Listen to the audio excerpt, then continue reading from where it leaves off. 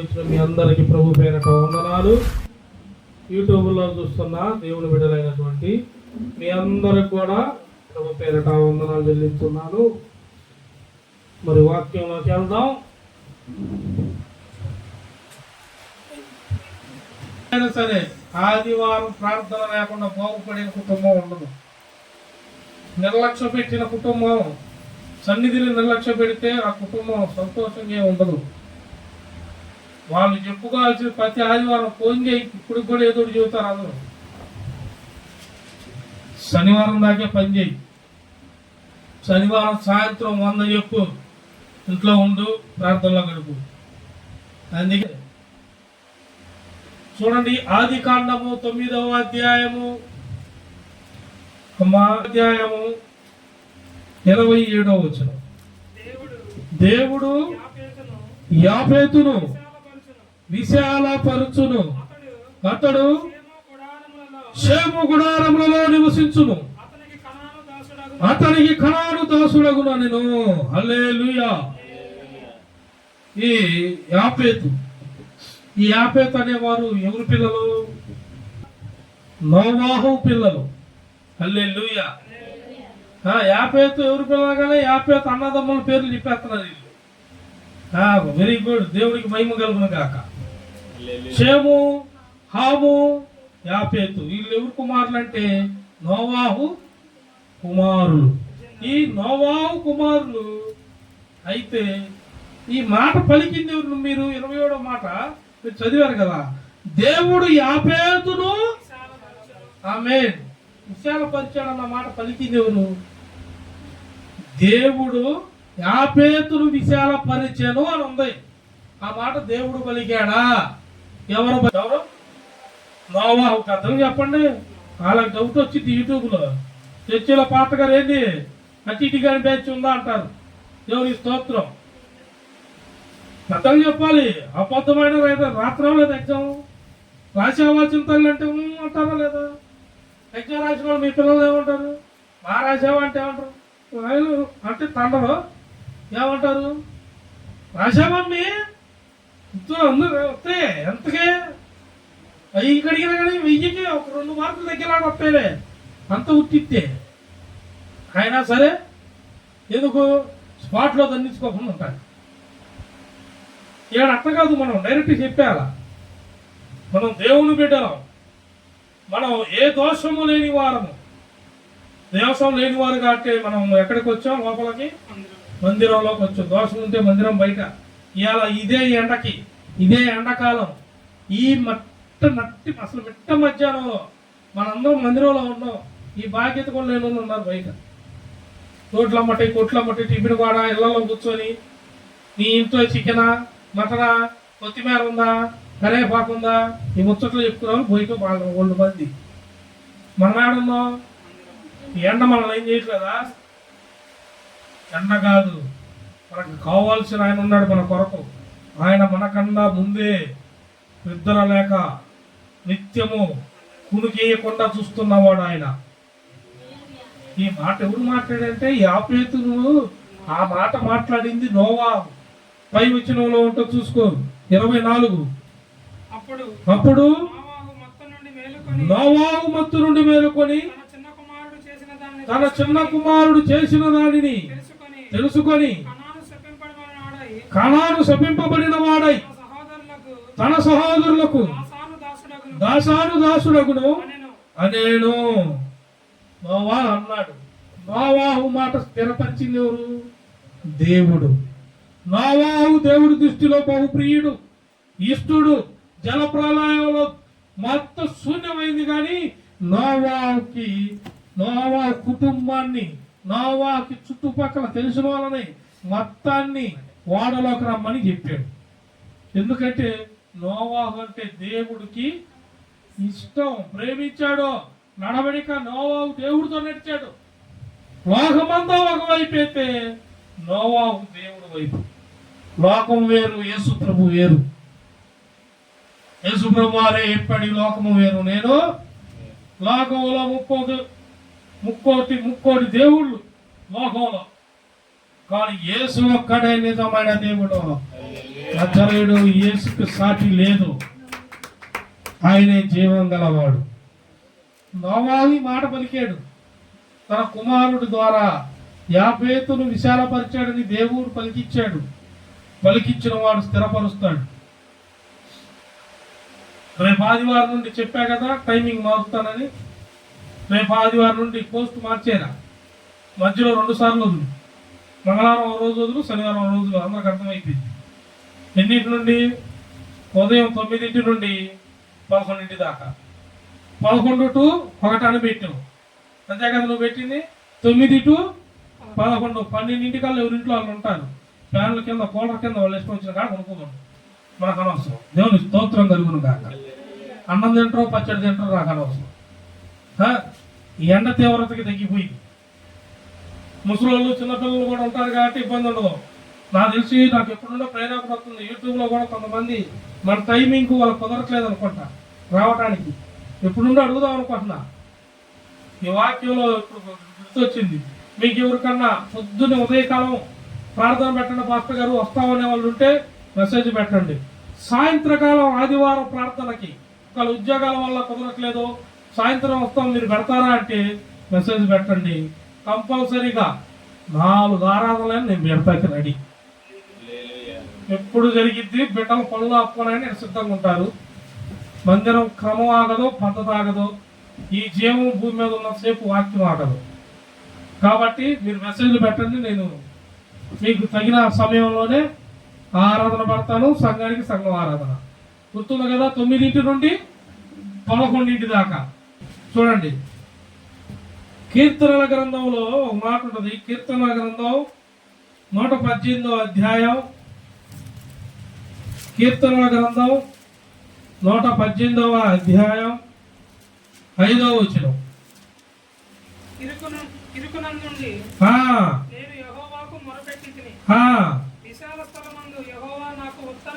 హల్లెలూయా. ఎక్కడుండి మొరపెట్టాడంట? ఇరుకునందుండి నేను యెహోవాకు మొరపెట్టి తిని, విశాల స్థలమందు యెహోవా నాకు. ఇప్పుడు ఏ భాగాల్లో ఎవరున్నారు నాకే తెలీదు.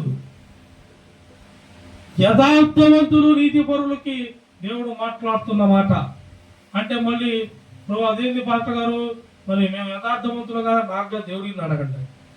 పరిశుద్ధాత్ముడు బయలుపరుచున్నది చెబుతున్నా. ఇరుకు మార్గంలో నుండి అక్కడ ఉందా లేదా? ఇరుకులో ఇరుకును కోరుకునేవాడు దేవుని బిడ్డలో.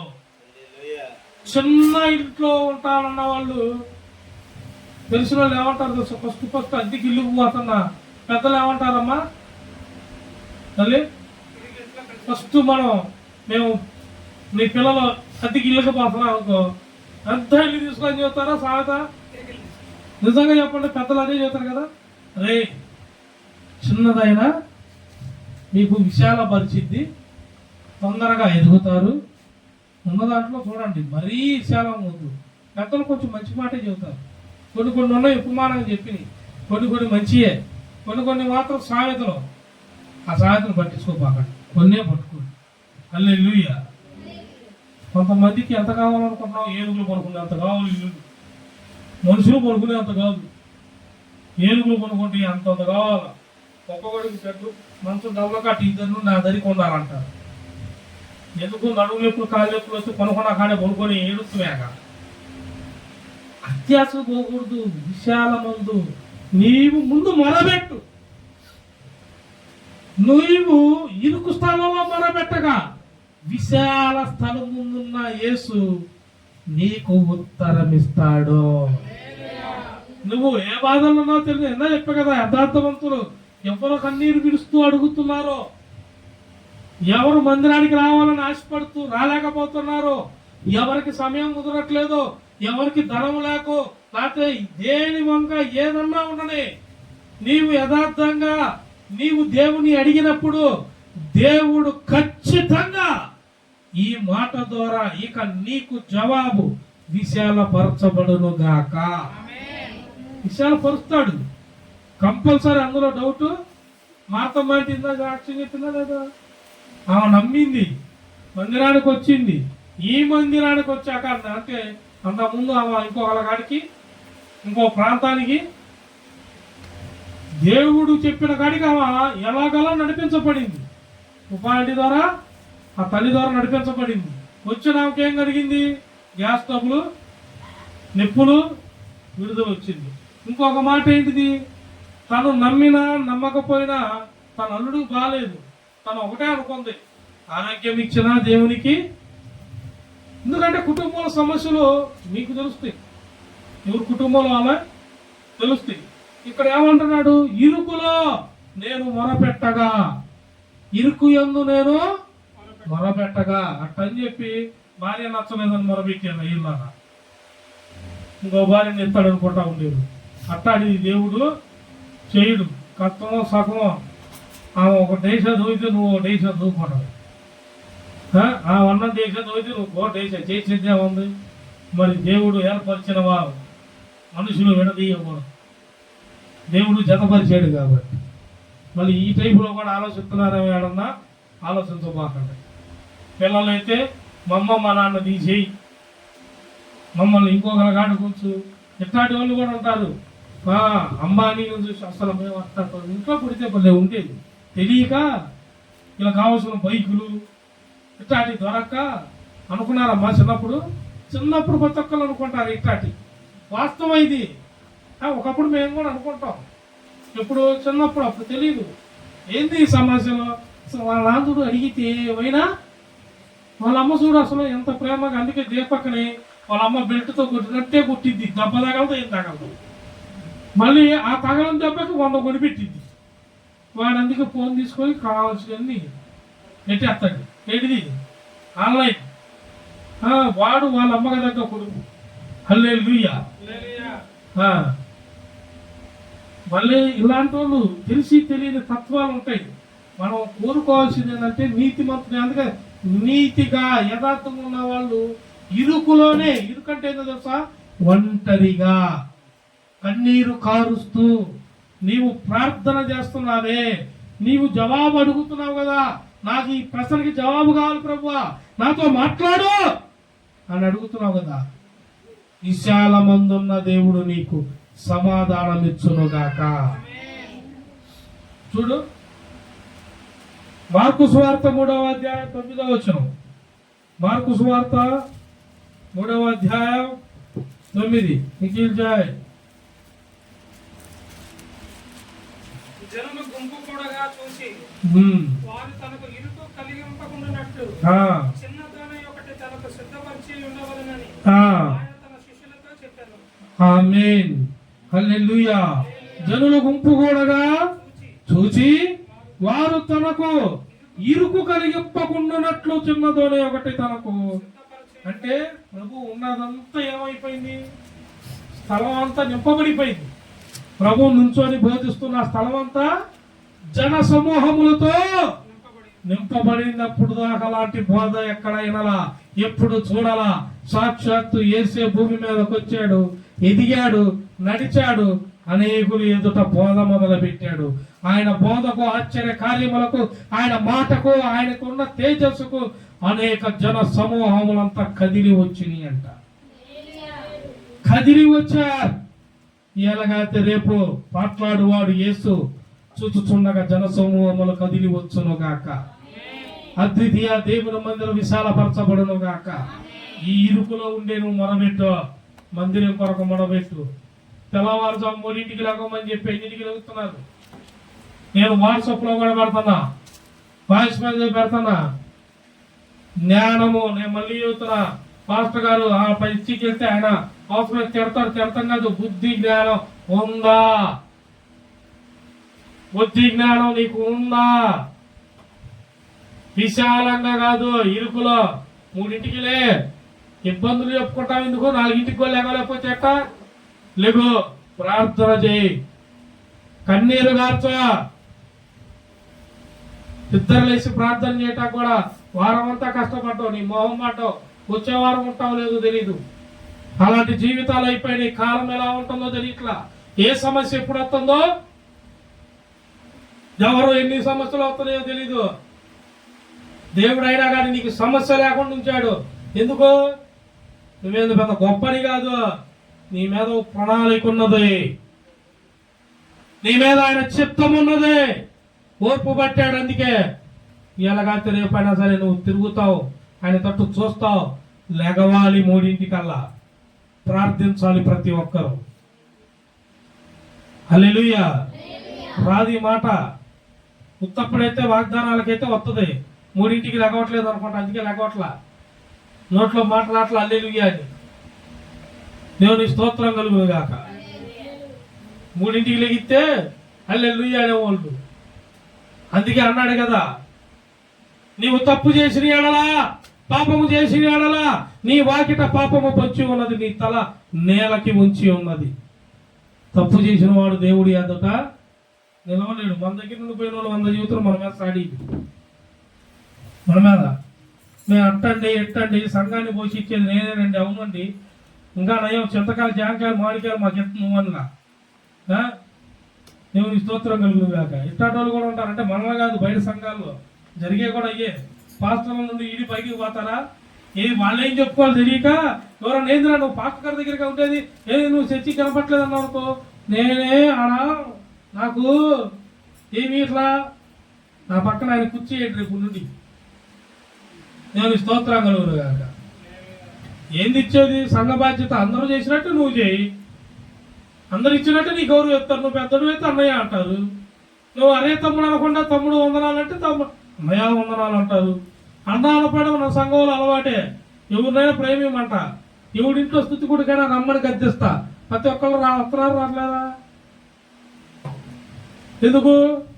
అవతలోడు ప్రేమించకపోయినా వెళ్ళకపోయినా నీ సేవకుడు ఊరుకోడు, గద్దెత్తున్నాడు. కాబట్టి మీరు మిమ్మల్ని ముందు నడిపించే సేవకుడే. మరి యాబేతును ఆశీర్వదించింది దేవుడా నోవా? తండ్రి నోవైనా నోవాహే. ఇక్కడ దేవుడి జీవితం కూడా అదే. ఇక్కడ ఇరుకిరుగ్గా ఉంది, జన సమూహములో నా మీదకి వచ్చుతున్నారు. అయితే ఆయన ఏమంటున్నాడు? దోణె ఒకటి సిద్ధపరచుడి, చిన్న దోణె ఒకటి. పీఠం మందిరం ఎంత ఉన్నాయి, సేవకుడు ఉండే పీఠం ఉండదా? ఆ పీఠం మీద సేవకుడు తప్పితే ఇంకెవరన్నా ఉంటారా? ఉండరు. సపరేట్. మరి బాప్తిసం పొందుకున్నాక దేవుడు పనిలో పరిచర్యలో అభిషేకం తీసుకున్న వాళ్ళు సేవకుడు అమ్మటి ఆ చుట్టుపక్కల కూర్చొని ఉంటారు. ఎందుకు? సేవకుడికి ఏదన్నా కావాలన్నా చూసుకుంటాకి, తీయటానికి, పని చేయటానికి పీఠం మీద ఉంటారు. ప్రతి మా వాళ్ళందరూ వేలాది మంది ఉన్న అందరూ ఎదుటే ఉంటారు. ముందు ఉండాల్సింది ఎదురే. మొహాన్ని చూడాలి, నోటి మాటను చూడాలి, కంటిని. నువ్వు లేకపోతే పరిశుద్ధాత్మని ఎడ పొందుకుంటావు? పొందుకోలేవు.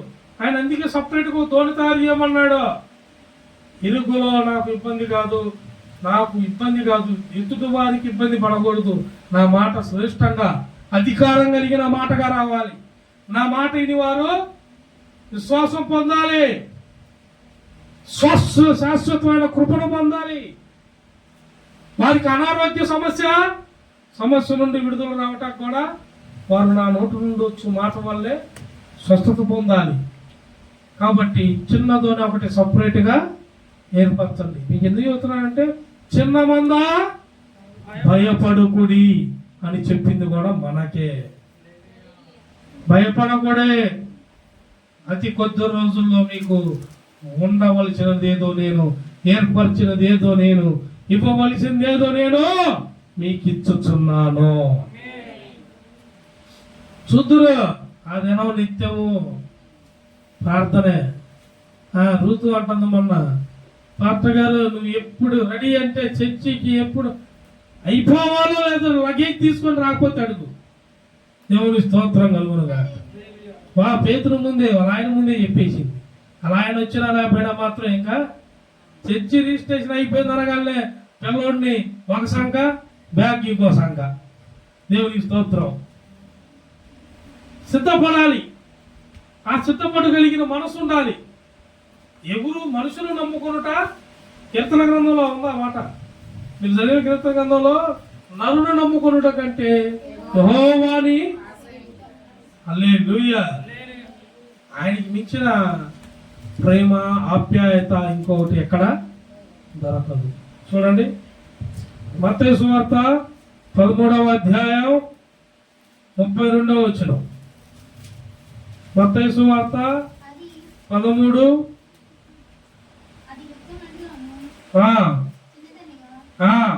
అది విత్తనములన్నిటిలో చిన్నదే గాని పెరిగినప్పుడు కోర మొక్కలన్నిటిలో పెద్దదై ఆకాశ పక్షులు వచ్చి దాని కొమ్మల యందు నివసించినంత చెట్టగును. హల్లెలూయా. అది నాటినప్పుడు చిన్నదే. ఎప్పుడు నాటినప్పుడు మొదట పాట ఉంది కదా, చెమ్మగిల్లు కళ్ళల్లో నా కన్నీళ్ళంత కాలం, కష్టాల బాటలోనే విడుదల సమీపించెను, నీకు వెలుగు విడుదల సమీపించెను, నీకు వెలుగు. మొదట నీ స్థితి కొంచెమే, మొదట నీ స్థితి కొంచెమే, తుదకు నీ ప్రయాణము ఉద్భుతమును. పాడా పాట లైన్ పాడు. మొదట నీ స్థితి కొంచెమే ఉన్న తుదకు అందువులే. మొదట నీ స్థితి కొంచెమే ఉన్న తుదకు ఊర్ధ్విని బంధువులే. అక్కరలో నీ స్థితి చూసి నవ్విన వారే సిగ్గుపడే దినమచ్చేను. హల్లెలూయా. నీ స్థితి చూసి నవ్విన వారే సిగ్గుపడే దినమొచ్చేనులే, విడుదల సమీపించెను, నీకు వెలుగు దయించెను. హల్లెలూయా. హల్లెలూయా. చెప్పా కదా, ఇజ్రాయెల్ ఏమనుకుని ఉంటాడు, రూపాయి లేకుండా పోతున్నావు ఇంటికి అనుకుంటావా? పొద్దున అనుకుని ఉంటావు కదా. రాత్రి ఫోన్ చేసినప్పుడు కూడా అదే మాట అన్నావు కదా. ఏం మాట అన్నావు? రూపాయి మొత్తం కటింగ్ చేసుకుంటున్నాడు పాస్టర్ గారు, చేసింది నిన్న మొన్న పూట ఇవాళ రోజు మొత్తం ఆయనకి ఇచ్చి, నేను అందుకే గుర్తు చేసి అప్పుడు కూడా శనివారం నువ్వు డ్యూటీ దిగి ఇంటికి వెళ్తాన్నావు, ఇంటికి వెళ్ళాల. నాకు కాదు పాస్టర్ గారు, వాళ్ళకి అర్జెంట్ అయ్యి సాతానగాడు ఎప్పుడు ఎవరిని దిందువా, ఎవరిని దారి తప్పిద్దువా, ఎవరిని నిందుదువా అని చూస్తాడు. మనమే కనిపెట్టాల. శనివారం ప్రార్థన లేకపోతే ఇవాళ నువ్వు గడపగలవా? ఉండగలవా? ప్రార్థన నీలో ఉండగలదా? నిద్ర వస్తుంది, నిద్ర వస్తుంది. అదే శనివారం నువ్వు ప్రశాంతంగా రాత్రి కాలం అంతా ప్రార్థనలో కలిపి, తెల్లవారుజామున ప్రార్థనలో కలిపి నువ్వు 2 గంటలు కొనుక్కున్న నైటు చాలు, మళ్ళీ మందిరంలో హ్యాపీగా వస్తావు. పరిశుద్ధాత్ముడు నిండుగా ఉంటాడు. కావలసిన ప్రతి రూపాయి నీ మీదకి వచ్చింది. నీదనే రూపాయి నిన్ను దాటి ఎక్కడికి పోనీయడు ఆయన. గుర్తు పెట్టుకోండి, 1 రూపాయి ఇవాళ రాలేదు, ఏం పర్లా. జనాల వైపు చూడబాకు, లోన్ల వైపు చూడబాకు, పక్కన వైపు చూడబాకు. ఒకటి మాత్రం చేయి, నీకు 2 ఆయుధాలు ఉన్నాయి. శత్రువు గవిని నువ్వు స్వతంత్రించుకునే ఆయుధములు 2 ఏంటంటే నీ 2 మోకాళ్ళే. మోకాళ్ళు మొరబెట్టు. విశాల స్థలమందున్న దేవుడు నీకు ఇవ్వవలసిన ప్రతి ఈవులను నిశ్చయముగా ఇచ్చునుగాక. చూడు, దానియేలు గ్రంథం 4వ అధ్యాయం, దానియేలు గ్రంథం 4వ అధ్యాయం 11వ వచనం. ఆ చెట్టు వృద్ధి పొంది బ్రహ్మాండమైనదాయను, దాని పై కొమ్మలు ఆకాశమును కంటున్నంత ఎత్తుగాను, దాని ఆకారము భూతలమంత విశాలముగాను ఉండెను. హల్లెలూయా. చెట్టు గురించే చెబుతున్నాడు. దేని గురించి? చెట్టు గురించి. చెట్టును పోలిన మనిషి ఆడ. మీరు దాని కింద చూస్తే ఆల్రెడీ వాక్యం మీకు చెప్పేశా. రాజు ఏం తిన్నాడు, ఎన్ని కాలాలు అడవిలో ఏం వేశాడు, జంతువులు వేసే ఆకులను, గడ్డిని ఆల్రెడీ వాక్యం మీకు చెప్పా. మళ్ళీ ప్రభు చిత్తం అయితే మరొకసారి మీకు బోధించును గాక. చెట్టు అది విశాలంగా ఆకాశ పక్షులు వస్తాయి, విశాలపరచబడిద్ది. మంచి ఈ ఎండకి పోతున్నావు అనుకో, పోతా చెట్టు నీడ చల్లగా తగిలితే ఏం చేస్తావు? అమ్మా, ఇట్లాంటి మాత్రం తొందరగా వస్తాయి మాటలు. నడి ఎండలో టెంట్ వేసాను ప్రార్థనకు రండి అంటే ఏం చదువుతావు? అని మాటలేదు ఎలా చంపుతామంటాడు బతుకు. ఏ సాయంత్రం బెదమో పెట్టచ్చు లేదు, ఒకళ్ళేమో ఈయన మధ్య పొద్దునే పెడతాడు. ఎట్టొస్తామేమో ఇంత పొద్దున్నే మధ్యాహ్నం పెట్టచ్చు కాదు, ముక్కలు గిక్కలు వండుకొని తినిరా భద్రంగా. ఇక బతుకోగులు నీకోసమే పెడతా నేను. చర్చి ఆరాధన టైమింగ్ పలానంటే ఆ టైమింగ్ ఓకే, దేవుడికి టైం నాకు ఇచ్చాడు, నీకు ఎందుకు చెబుతున్నావు వాక్యం చూపించి? అలా ఆ చెట్టు ఎదిగింది, నువ్వు ఎదుగుతున్నావా? అది విశాలపరచబడింది, నువ్వు విశాలపరచబడ్డావా? ఆకాశ పక్షులు వచ్చి అక్కడ హాయిగా సేద తీరుతున్నాయి, చెట్టు కింద జన సమూహములు నీడ నింతున్నారు. మరి నువ్వెప్పుడు సంఘంలో నిలబడలేకపోతున్నావు, సన్నిధిలో నిలబడలేకపోతున్నావు, ప్రార్థనలో ఎదుగుదల లేదు, వాక్యం నీ హృదయంలో లేదు. ఎప్పుడు ఏదో ఎదుగుతున్నావు, ఏదో నలుగురిలో ఉంటున్నావు, ఏదో పైకి కాదు, దేవుడి దృష్టిలో ఉండు. విశాలమందున్న దేవుడు నీ హృదయమును చూడాలి, నీ కన్నిటిని చూడాలి, నీ ప్రార్థనను ఆలకించాలి. విశాలమందున్న దేవుడు ఆయన దక్షిణ హస్తముతో నిన్ను దీవించునుగాక. ఆమేన్. దక్షిణ హస్తం నీ మీదకి రావాలి. మమత ఏ ఊర్లో మమత ఎక్కడ జాబ్ చేస్తుందో? Saudi Arabia. ఇవాళ వాగ్దానం పెట్టగానే ఇవాళ వచ్చిన వాగ్దానం కూడా అదే, కీర్తన గ్రంథం 18వ అధ్యాయం. పెట్టగానే ఫస్ట్ పెట్టింది కూడా మమత ఇవాళ. కామెంట్ కూడా పెట్టింది వాగ్దానానికి. చూసారా? వాడు చూడ్డం జాగ్రత్త. ఎందుకంటే అసలు ఈ క్రియేటింగ్ అని చెప్పుకుంటాడు, ఏమి చూడ్డాడు. వాళ్ళు అంటున్నారు కదా 30 years ఏంటిది మొత్తం నేనే సీనియారిటీ అన్నట్టు. అదే వాక్యం చదువుతున్నంటే చదువుతులే పాస్టర్ గారు అంటే, మరి ఏం చేస్తున్నావు? నువ్వు వాగ్దానాలు పెడుతున్నావు కదా. అవి నేను అసలు వాగ్దానాన్ని నువ్వు స్వతంత్రించుకోవాలంటే ఏం చేయాలా? ముందు వాక్యం మొత్తం చదవాలి కదా. వాక్యం నువ్వు అంటే చదువు రాదు నీకు, మరి చదువు వచ్చినోడు కూడా చదువుకోవటానికి స్కూల్కి వెళ్ళకపోతే ఏం బరిలో కాసి తోడు మేకలు కాదు. మొన్న ఊరు పోయాము, ఏమంటున్నావా? మేకలో అంటాడు. ఆయన మేకలోడో కాదు, నీకెందుకు ఇక్కడ ఉండి అంటే దేశం లోపల వాళ్ళని చూస్తే పగ, మన వాళ్ళకి అది మాత్రం పోదు. ఆడికి వెళ్తున్నావు, వాళ్ళని చూడగల మేకలో అందుతుంది నీకు. దేవుడు మనల్ని ఏమని సృష్టించాడమ్మా? నరులను ఎలా పోలి సృష్టించాడు? దేవుని స్వరూపమందు. ఒకళ్ళేమో సొంతూరు సబ్బు, ఒకళ్ళేమో ఆ సబ్బు. ఎందుకు? ముక్కు కలం రావాలి, మూతి కలం రావాలి, 36 కలర్లు. నేను అందుకే అంట ఆ పేడ ఈ పేడ దేవునికి స్తోత్రం. మొత్తం పొలాల గోడ అయిపోయింది.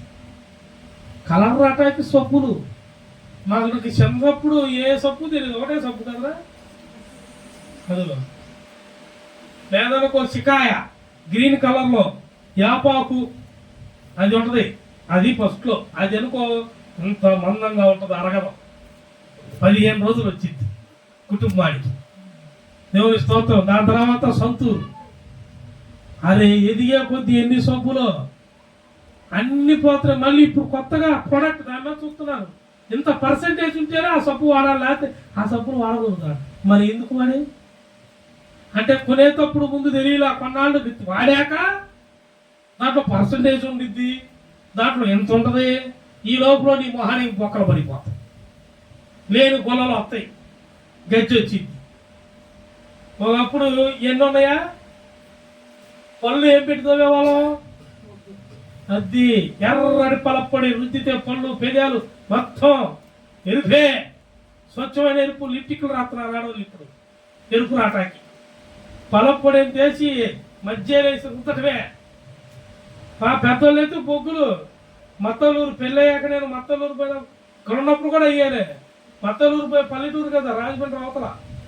ఆడైతే పొద్దున్నే పని చేస్తానే పొగ్గు తీసి నోట్లు వేసి ఇంకా అన్నీ నవ్వుతూ ఉంటారు. ఆడు పని చేస్తానే ఉంటారు. ఇంకా అదే టూత్ పేస్ట్, అదే పుల్ల.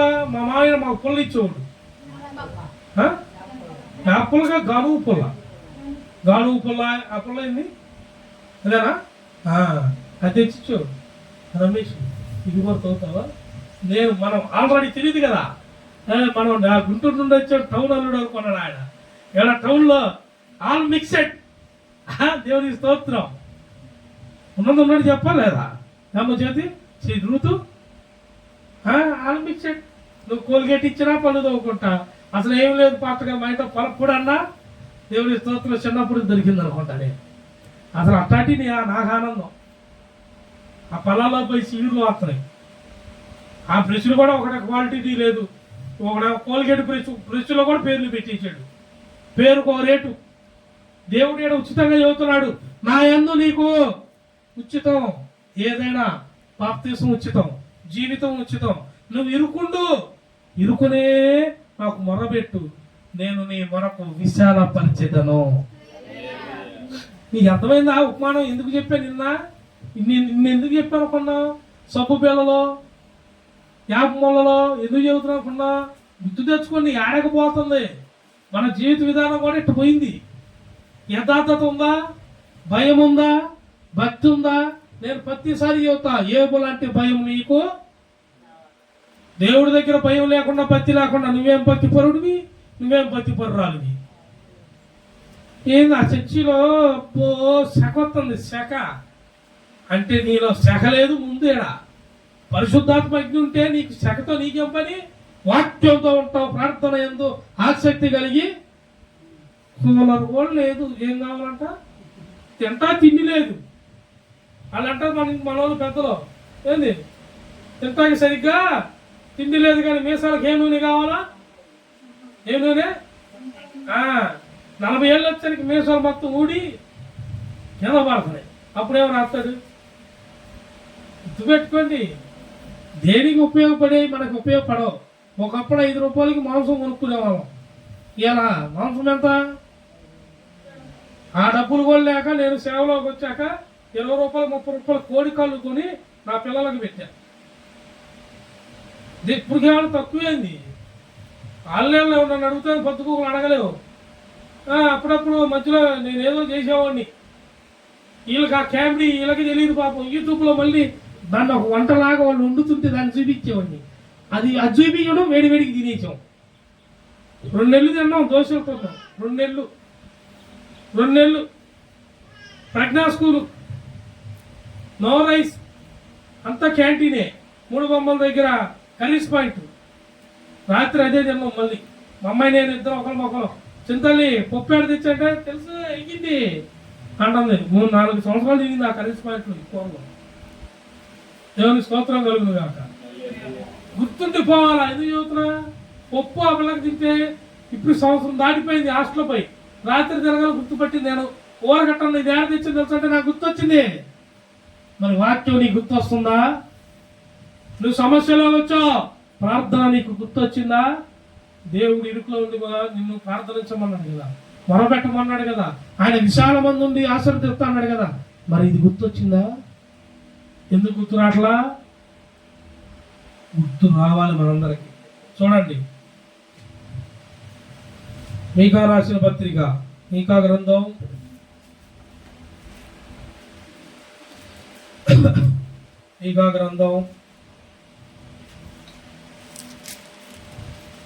7వ అధ్యాయం 11వ వచనం. మీకా గ్రంథం హల్లెలూయా. నీ గోడలో మరలా కట్టించు దినము వచ్చుచున్నది, అప్పుడు నీ సరిహద్దులు కొట్టు చప్పట్లు. ఏం కట్టున్నారు? మీ గోడలే, మీకే మాట్లాడుతున్నాడు. చెప్పా కదా, ఎవరు ఏ ఇబ్బందులో ఉన్నారో నాకు తెలియదు. యథార్థవంతులు నీతిమంతులు మొరబెట్టక దేవుడు మాట్లాడకుండా ఉండడు, ఉత్తరం ఇయ్యకుండా ఉండడు. నీ గోడలో ఏమన్నాడు? నీ గోడలో మరలా కట్టించు వచ్చుచున్నది. ఆ, అప్పుడు నీ అప్పుడు నీ సరిహద్దు సరిహద్దు విశాలపరచబడును. హల్లెలూయా. అంటే దేవుడు దినం ఒకటి ఉంది. ఇక్కడ మనం అర్థం చేసుకోవాల్సింది ఏంది? దేవుడు నీ గోడలో కట్టే దినం ఒకటి ఉంది. ఆ దినమే ఈ దినము. దేవుడు మాట్లాడే దినం. దేవుడు అంటున్నాడు, నీవు మనసు విరిగిపోయి, గోడలంటే ఏందో తెలుసా? నీ హృదయం, నీ మనసు కుటుంబ సమస్యలతో, వేదనలతో, నిందలతో, నువ్వు దేంతో అయితే పనుల్లోనో ఉద్యోగంలోనో ఏ సమస్యల్లో దేంట్లో అయితే యథార్థంగా ఇదిగో నాకు ఈ సమస్య, నాకు విరుగుడు కావాలి, నాకు దీని నుండి విడుదల కావాలి, నాకు ఈ ఇబ్బందుల నుండి విడుదల కావాలి అని నువ్వు ప్రార్థన చేశావో, యథార్థంగా నువ్వు వేడుకుంటున్నావో, యథార్థంగా నువ్వు అడిగావో, దేవుడు అంటున్నాడు, నీ గోడలను మరలా కట్టించును, నీ స్థలమును నేను విశాలపరిచేదను. రాసి పెట్టుకో వాగ్దానం. మిగా రాసిన గ్రంథం 7వ అధ్యాయం 11వ వచనం. ఇలా డేట్ ఎంత? 20 ఏప్రిల్ అయినా? అందరూ దేవుని స్తోత్రం చెప్పండి. ఏప్రిల్ అన్న వాళ్ళు హల్లెలూయా. దేవుని స్తోత్రం కలుగును కాక. మాట రావట్లేదు. అందరూ ఒకసారి గట్టిగా హల్లెలూయా చెప్పండి. నిద్రపోయే వాళ్ళందరూ అది నిద్రపోయే వాళ్ళందరూ చెప్పారు. ఇప్పుడు మెలకు వచ్చింది. దేవుని స్తోత్రం కలుగును కాక. నిద్రపోయే వాళ్ళందరూ మళ్ళీ ఒకసారి చెప్పండి. హల్లెలూయా. నిద్రపోతానే ఉన్నమ్మా. నిద్రపోయే వాళ్ళు చెప్పండి అనగా జీవితానే ఉంటుంది. నిద్రపోయా దేవుని స్తోత్రం కలుగును కాక. హల్లెలూయా. చూడు, ఒకే ఒక లేఖనం అయిపోయింది. యెషయా గ్రంథం 60వ అధ్యాయం. నిద్రపోయే స్తోత్రం చెప్పడానికి బతువులు చెబుతున్నారు. ఒకసారి మాయ చేశాడు సేవకుడు, అని తెలివితో లేదు. 22వ వచనం, 60:22. యెషయా గ్రంథం 60వ అధ్యాయం 22 చెప్పమ్మా. వారిలో ఆ, ఒంటరి అయిన వాడు ఆ, 1000 మంది అగును. ఎంతమంది అగును? 1000 మంది అగును. ఒంటరి అయిన వాడు 1000 మందితో సమానం అంట. నీవు ఇప్పుడు ఒంటరివే. ఎప్పుడో నేను నిజం చెబుతున్నా, పరిశుద్ధాత్ముడు నీతో మాట్లాడుతున్నాడు. ఎవరితో మాట్లాడుతున్నా నాకే తెలియదు. ఎవరు ఏ ఇబ్బందుల్లో ఉన్నారో, ఎందుకు ఏ సమస్యలతో ఉన్నారో నాకు తెలియదు. కానీ దేవుడు అడుగుతున్నాడు, దేవుడు మాట్లాడుతున్నాడు. ఒంటరి అయిన నీవు 1000 మందితో సమానం. ఒంటరి అయిన వాడు. ఈ లేఖనం అట్టాగే ఉంచండి, మీకు చూపిస్తాను. లేఖనం గుర్తుపెట్టుకోండి. 60:22 నిర్గమాకాండం తీయండి ఒకసారి. 1వ అధ్యాయం 4వ వచనం ఒకసారి చూడండి. నిర్గమాకాండం 1వ అధ్యాయం 4వ వచనం ఒక్కసారి చూడండి.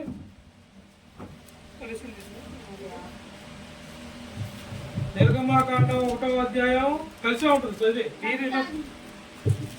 వీరిలో ప్రతి వాడును ఆ, తన తన కుటుంబముతో వచ్చాను. ఆ, యాకోబు గర్భమున ఆ, పుట్టిన వారందరూ ఆ, 70 మంది. ఆ, అప్పటికి ఆ. యేసేపు ఐగుప్తులో ఉండెను. హల్లెలూయా. అప్పుడు యేసు పేరున్నాడు. ఐగుప్తులో అప్పుడు ఎంతమంది ఉన్నారు? 70 మంది. అంటే దేవుడు బిడ్డలు ఎంతమంది అప్పుడు? 70 మంది. అపోస్తుల కార్యంలో పెంతెకొస్తు పండగ రోజు మేడగదిలోకి వెళ్ళింది ఎంతమంది? 120 మంది. 70 మంది. నిర్గమాకాండంలో ఉందేమో 70 మంది. యేసోపు అప్పుడు ఉన్నప్పుడు ఉందేమో 70 మంది. యేసు ప్రభు వారు పిలిచింది ఎంతమందిని? 12 మందిని. 12 మంది శిష్యులు కాస్త మేడగదిలో ప్రార్థన చేసింది ఎంతమంది? 120 మంది. ఎంతమంది? ఇప్పుడున్న జనాభా ఎంతమంది? గుర్తు పెట్టుకో, 250 కోట్ల మందికి యేసే దేవుడని తెలుసు. అప్పుడుంది 70 పిలిచింది. మొదట ఉంది నిర్గమాకాండంలో 70 మంది. యేసు ప్రభు వారు పిలిచింది 12 మంది. పెంతెకొస్తు పండగ మీద మేడగది మీద ఉంది 120 మంది. ఆ 120 మంది కాస్త 250 కోట్ల మంది మారిపోయారు. 250 కోట్ల మంది యేసుని ఎరిగిన వారే. మనల్ని దూషించేవాడు కూడా యేసు తెలిసిన వాడే. ఆయన దేవుడు కాదు అంటున్నాడు 100 సార్లు. వాడు ఆయనే దేవుడు అని ఒప్పుకుంటున్నాడు. దూషించిన వాడి నోటు యేసు మాట ఉంటుంది మనకన్నా ఎక్కువ. బాగా గుర్తుపెట్టుకో. వాడిని ఎంత ఎత్తున్నాడని మన చిన్న చూపు చూస్తున్నారని మీరు బాధపడద్దు. మన చిన్న చూపు చూడటానికి పొత్తుగూకులు యేసు నామమునే దొరుకుతున్నారు వాళ్ళు. అలా చేసే కృప ఎవరికి ఇచ్చారు? మనకే. మనం అట్టి ఆరాధన చేశాం.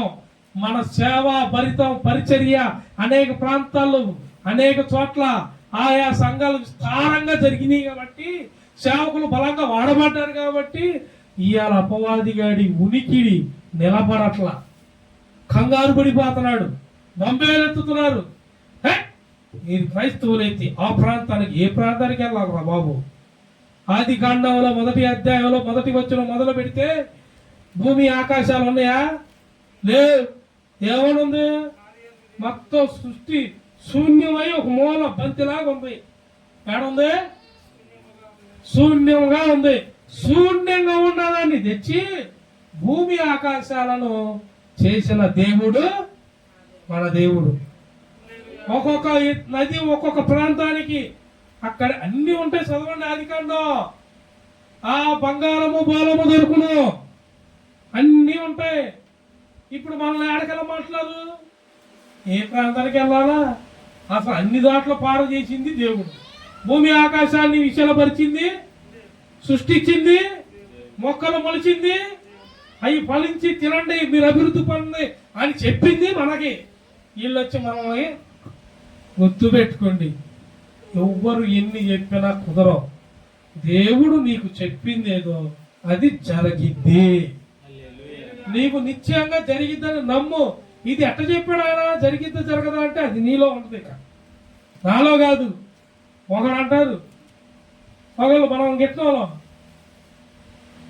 ఆయన ఆ ప్రవచనం చెప్పాడు, అది జరగలేదంటగా. నీ మీద కూడా చెప్పా, అది జరిగింది, గుర్తించుకో. నీ మీద కూడా చెప్పా, వెనక్కి తీసుకోమని ప్రార్థన చేయమంటే చెప్పి చేస్తా. జ్ఞానం ఉండాలి మాట్లాడేటప్పుడు. జ్ఞానం.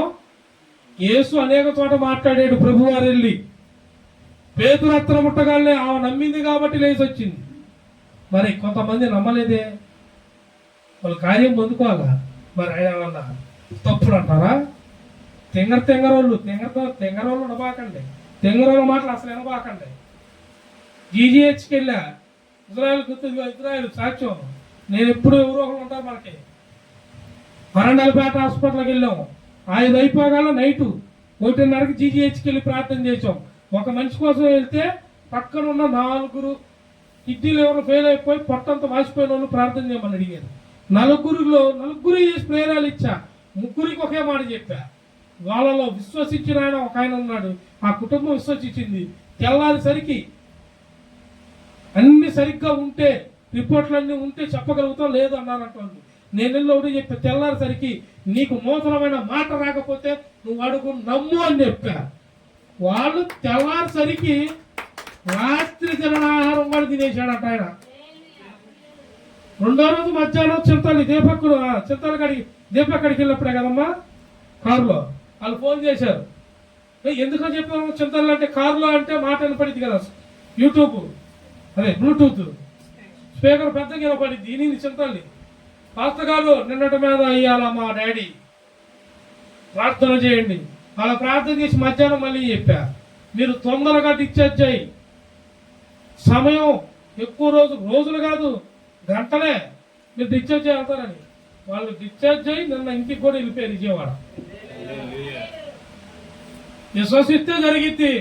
ఏందంట అంటే నాకేందంట, నేను విశ్వసించా.